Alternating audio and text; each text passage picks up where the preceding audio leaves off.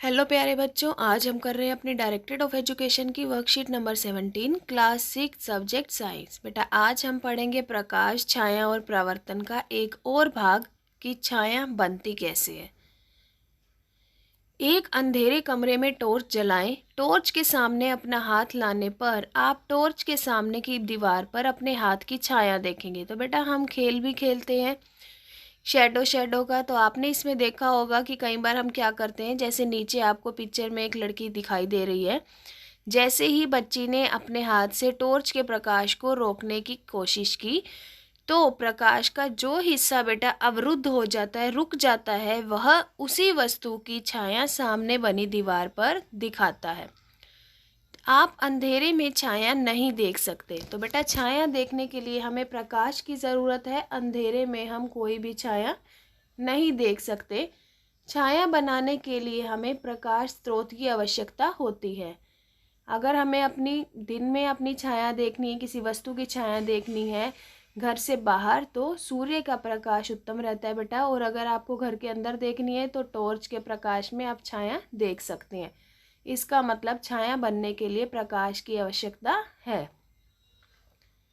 जब भी प्रकाश का मार्ग बेटा किसी भी वस्तु से अवरुद्ध होता है, रोका जाता है, तो उसी वस्तु के पीछे के क्षेत्र में अंधेरा हो जाएगा क्योंकि प्रकाश वहां तक पहुंच नहीं पा रहा। और वहां पर हमें क्या दिखाई देगी बेटा? अपनी छाया दिखाई देगी।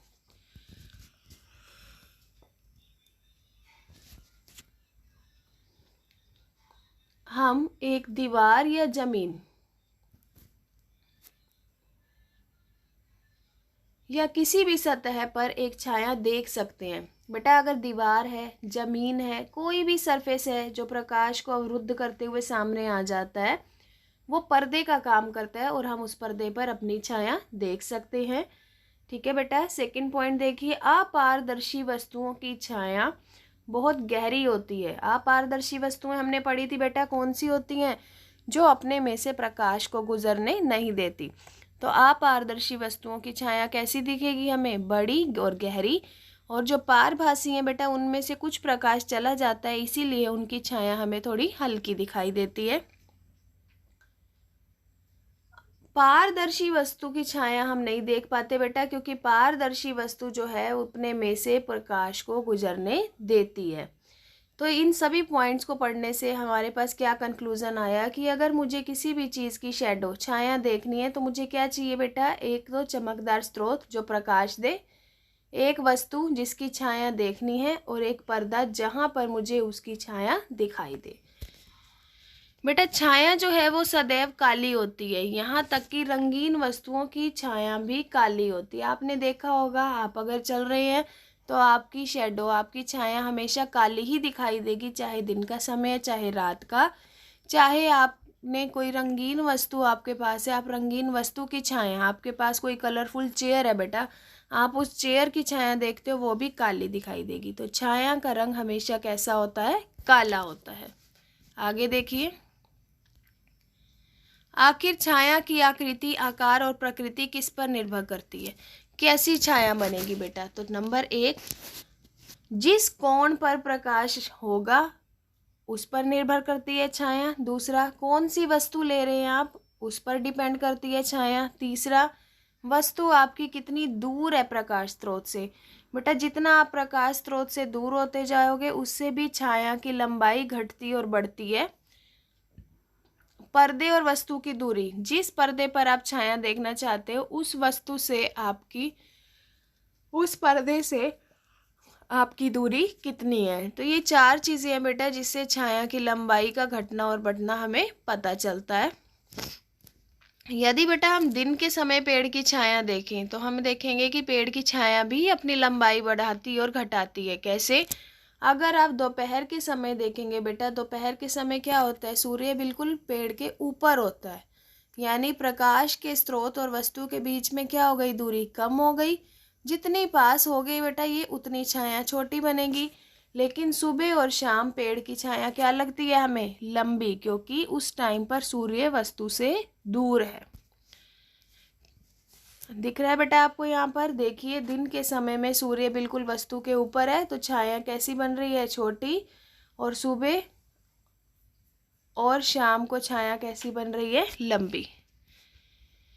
अब मान लीजिए एक टॉर्च है बेटा, टॉर्च को आपने एक तारे के आकार के कार्ड पर चमकाया तो उसकी छाया बन रही है। यदि टॉर्च को कार्ड से दूर ले जाएंगे, जितना हम दूर लेते जाएंगे बेटा उतना ही छाया क्या होती जाएगी, हमारी बड़ी होती जाएगी।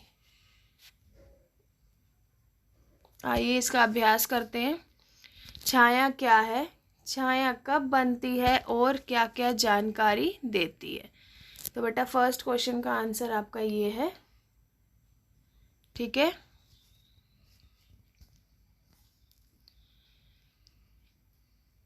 सेकंड, क्या वस्तु का रंग छाया के रंग को प्रभावित करता है, नहीं, क्योंकि छाया हमेशा कैसी बनेगी, काली। लकड़ी की कुर्सी पर प्रकाश पड़ने पर क्या होता है, तो बेटा हमें प्रकाश के विपरीत दिशा में उसकी छाया दिखाई देती है। क्या लिखेंगे हम यहाँ पर, प्रकाश के विपरीत दिशा में छाया दिखेगी।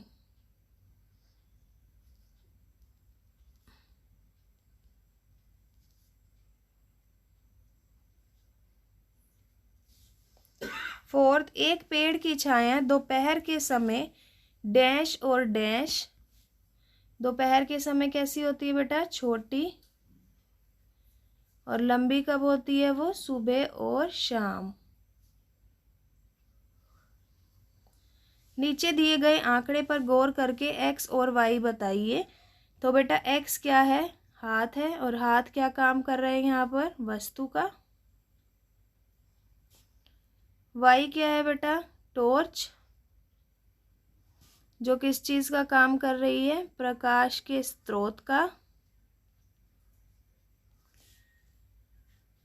और जेड क्या है बेटा यहाँ पर, छाया, ठीक है। तो आज की वर्कशीट में हमने छाया के बारे में पढ़ा। छाया कब बड़ी होती है, कब छोटी होती है, कब लंबी होती है, किस किस समय पर कितनी दूरी बढ़ानी चाहिए हमें, कितनी दूरी प्रकाश के स्रोत और वस्तु के बीच में होने पर छाया का आकार घटता और बढ़ता है। तो बेटा आपने एक्टिविटी करनी है, आपने अलग अलग पैटर्न में शेडो बनाने की कोशिश करनी है, कभी प्रकाश स्रोत से दूर जाकर, कभी प्रकाश स्रोत के पास जाकर। ये आपकी एक्टिविटी रहेगी। अगर आपको वर्कशीट अच्छे से समझ आई है तो बेटा हमारे चैनल लर्निंग लाइट को सब्सक्राइब कीजिए। Thank you, stay safe, stay healthy.